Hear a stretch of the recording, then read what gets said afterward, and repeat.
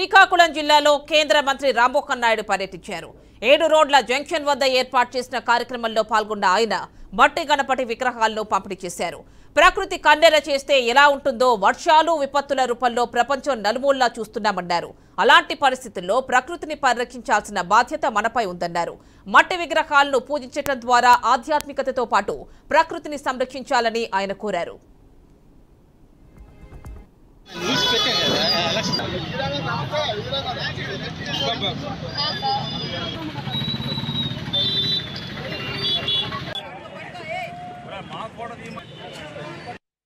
వినాయక చవితి సందర్భంగా మట్టి విగ్రహాల పంపిణీ కార్యక్రమం పెట్టాం.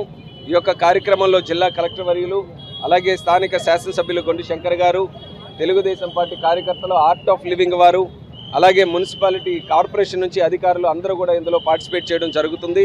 అందరికీ కూడా నా ధన్యవాదాలు తెలియజేసుకుంటున్నాను. ప్రతి సంవత్సరం కూడా చవితికి సందర్భంగా మరి మట్టి విగ్రహాలు పంపిణీ చేసి ప్రకృతి పట్ల ఒక బాధ్యత అనేది చూపించాలనే ఆలోచనతో ఈ కార్యక్రమం చేస్తున్నాం. ఎప్పటిలాగే ఎంతో ఆసక్తిగా ప్రజలందరూ కూడా విచ్చేసి ఈ మట్టి విగ్రహాల పంపిణీ కార్యక్రమాన్ని గ్రాండ్ సక్సెస్ చేశారు. వాళ్ళందరికీ కూడా నా ధన్యవాదాలు తెలియజేసుకుంటున్నాను. ప్రకృతి మన అందరి తాలూకా బాధ్యత. ప్రకృతిని కాపాడుకోవాలి. భావితరాలకి కూడా అదే విధంగా మనం అందించేటటువంటి పరిస్థితి ఎల్లప్పుడూ కూడా ఈ ప్రపంచంలోనే మనం అందరం కూడా కొనసాగించాలి. ఈరోజు ప్రకృతి సక్రమంగా లేకపోతేనే ఈరోజు అనేక విధాలుగా తిరిగి మళ్ళీ మనిషి అనుభవించాల్సి వస్తుంది. వర్షాల రూపంలో, విపత్తుల రూపంలో అనేక సంఘటనలు ప్రతిరోజు ప్రపంచ నలుమూలల్లో మనం